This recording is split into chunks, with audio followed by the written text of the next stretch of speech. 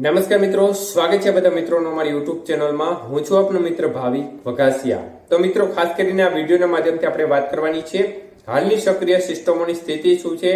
બીજો વરસાદી રાઉન્ડ હવે શરૂ થવાની શક્યતાઓ છે, તો કઈ તારીખથી વરસાદી રાઉન્ડ શરૂ થશે, કયા વિસ્તારોને લાભ આપશે અને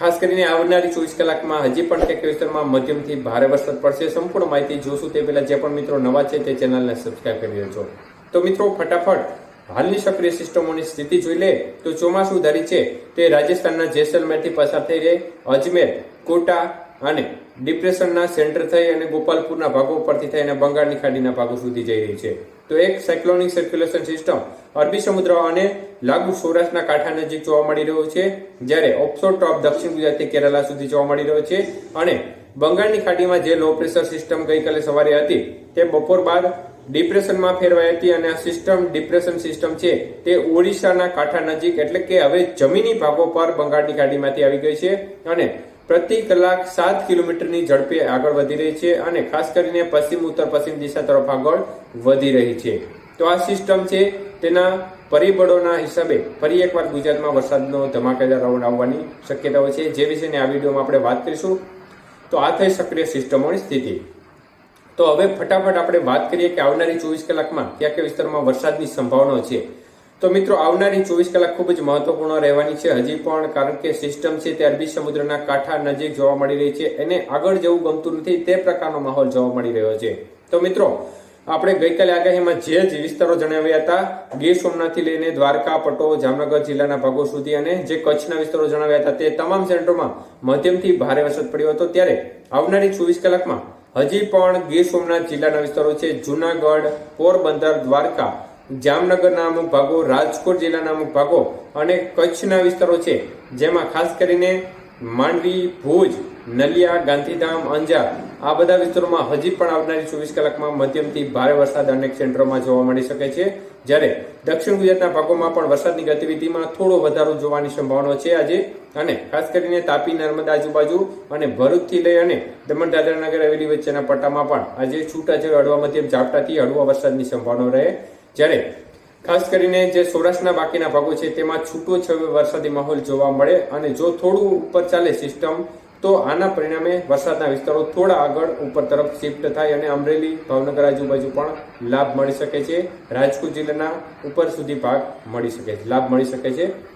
તો આમ જોવા જઈએ તો સિસ્ટમ ઉપર ચાલે તેવી સંભાવના ઓછી છે, એટલે આ ભાગોમાં હાલની સ્થિતિ પ્રમાણે છૂટુંછવાયું જોવા મળે અને છૂટાછવાયા ઝાપટા રૂપે વરસાદની ગતિવિધિ જોવા મળે, તો તે પ્રમાણે મધ્ય પૂર્વ ગુજરાત, ઉત્તર ગુજરાત અને બાકીના કચ્છના વિસ્તારમાં પણ છૂટાછવાયા રેડા ઝાપટા સ્વરૂપે વરસાદની ગતિવિધિ જોવા મળે અને અમુક સેન્ટરો એવા હોય જ્યાં હળવા વરસાદની સંભાવના રહે, પરંતુ એવા સેન્ટરો ખૂબ ઓછા હોય। તો સૌથી વધુ આજે સૌરાષ્ટ્રની દરિયાપટ્ટી, દક્ષિણ પશ્ચિમ સૌરાષ્ટ્રની દરિયાપટ્ટી અને જે કચ્છના દરિયાપટ્ટીનો વિસ્તાર છે તેમાં વધુ સંભાવના મધ્યમથી ભારે વરસાદની આવનારી 24 કલાકમાં રહેશે। તો હવે મિત્રો વાત કરીએ, ફરી એકવાર નવો વરસાદનો રાઉન્ડ શરૂ થવા જઈ રહ્યો છે, ત્યારે જે વિસ્તારો અત્યારે વરસાદ વિહોણા છે તેમના માટે ખુશીના સમાચાર છે અને આ વરસાદની રાઉન્ડની શરૂઆત છે તે આમ જોવા જઈએ તો 22 તારીખથી થવાની સંભાવના છે અને 22 તારીખથી વરસાદની ગતિવિધિ દક્ષિણ ગુજરાતના ભાગો, મધ્ય પૂર્વ ગુજરાતના ભાગોથી શરૂ થઈ અને બાકીના વિસ્તારોમાં પણ આગળ વધવાની સંભાવનાઓ છે। 22 થી 27 તારીખ વચ્ચે ફરી એકવાર વરસાદનો નવો ધમાકેદાર રાઉન્ડ, આ રાઉન્ડ છે તેમાં ખાસ કરીને અત્યારે સૌરાષ્ટ્રને અને જે કચ્છના ભાગોને વધુ લાભ મળ્યો છે, જ્યારે બાકીના વિસ્તારોમાં ઓછો લાભ મળ્યો છે, પરંતુ 22 તારીખથી જે રાઉન્ડ શરૂ થવાનો છે તેનો લાભ આમ જોવા જઈએ તો મોટા ભાગના ગુજરાતના વિસ્તારમાં મળે તે પ્રકારના સંજોગો બની રહ્યા છે, જે વિશેની વિશેષ અપડેટ આપણે આગામી દિવસોમાં આપતા રહીશું। તો એકંદરે 22 તારીખથી વરસાદની ગતિવિધિ ગુજરાતની જે બધા વિસ્તારો છે તેમાં શરૂ થઈ જશે અને વરસાદના વિસ્તારો પણ અનેક વિસ્તારોમાંથી વધવાની શરૂઆત થઈ જશે। મધ્ય પૂર્વ ગુજરાત, દક્ષિણ ગુજરાત, ઉત્તર ગુજરાત, સૌરાષ્ટ્ર અને કચ્છના બાકીના ભાગો પણ વરસાદની ગતિવિધિમાં વધારો થશે। 22 થી 27 તારીખે એકંદરે ગુજરાત માટે સારામાં સારો વરસાદનો ફરી એક રાઉન્ડ આવે તે પ્રકારના અત્યારના લેટેસ્ટ વેધર મોડેલોના સ્થિતિ પ્રમાણે સંજોગ દેખાઈ રહ્યા છે અને જે ઓડિશા નજીક સિસ્ટમ છે, ડિપ્રેશન સિસ્ટમ, તે આવતી 24 કલાકની અંદર ફરી નબળી પડી અને વેલમાર્ક લો પ્રેશર સિસ્ટમમાં ફેરવાઈ જશે, પરંતુ એ સિસ્ટમનો trough, east west shear zone અને